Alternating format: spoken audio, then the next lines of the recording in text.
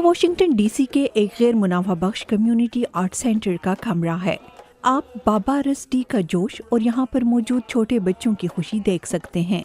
इस प्रोग्राम को हेरमडी कहा जाता है। स्वाहिली जुबान में इसका मतलब है सब मिल जाएं। बाबा रस्टी ने ये प्रोग्राम 25 बरस कबल बनाया था। बाबा रस्टी के नाम का मतलब है बादशाहों और मलकाओं का बाप। वो गीत और रक्स के जरिए आपस में हमदर्दी और कम्युनिटी को मिलजुल कर रहने का दर्स देते हैं।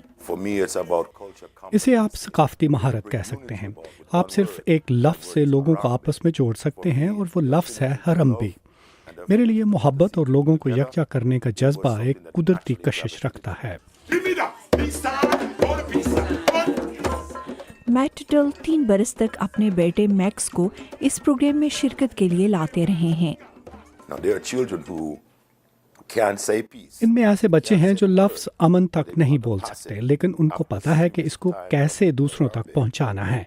यहाँ कई दफ़ा आने के बाद ये इसकी प्रैक्टिस सिर्फ यहाँ नहीं करते, बल्कि घरों, कम्युनिटी और अपने मोहल्लों में भी इसकी प्रैक्टिस करते हैं।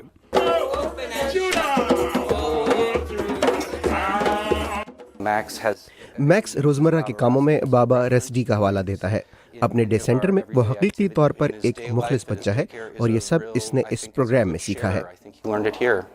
बाबा रस्टी कॉलेज में फुटबॉल के खिलाड़ी थे। वो क्रिमिनल जस्टिस में डिग्री रखते हैं और नाबालिग मुजरिमों को राह रास्त पर लाने के काम में सरगर्म रह चुके हैं। इस तजुर्बे ने बच्चों की नशोनुमा को समझने और हेरम्बी प्रोग्राम को शुरू करने में उनकी काफ़ी मदद की।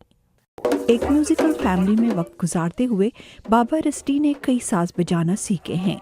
इनमें ड्रम बजाना भी शामिल है।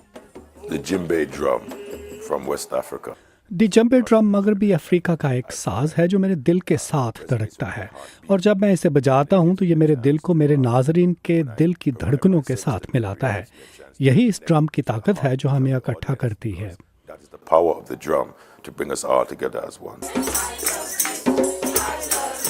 बाबा रस्टी, जिनका असल नाम डैरन कैम्बल है, उम्मीद करते हैं कि ये बच्चे हसास अंदाज में राब्ते उस्तवार करना सीख कर अमन के सफीर, अमन कायम करने वाले और पुरअमन इंसान बन जाएंगे। कैरोल पियर्सन के साथ शहनाज नफीस, उर्दू VOA।